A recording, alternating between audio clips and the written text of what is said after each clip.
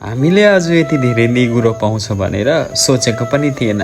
So hello everyone, म विशाल लिम्बू अनि आजको हाम्रो दिन सुरु भयो हाम्रो आफ्नै प्यारो गाउँबाट।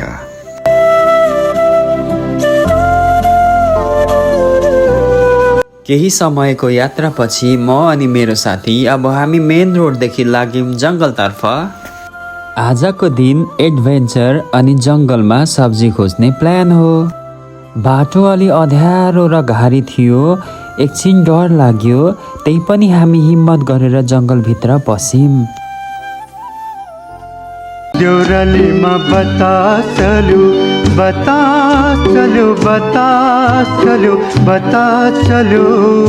कठिन जंगलको यात्रापछि मैले यो मिठो र ताजा तरकारी भेटे। तरकारी फ्रीमा पाउँदा कति रमाइलो है। जंगलको बीचमा घरबाट ल्याएको सामानले चटपटे बनायौं, त्यहीँ बसेर मजाले खायौं। Best feelings ever.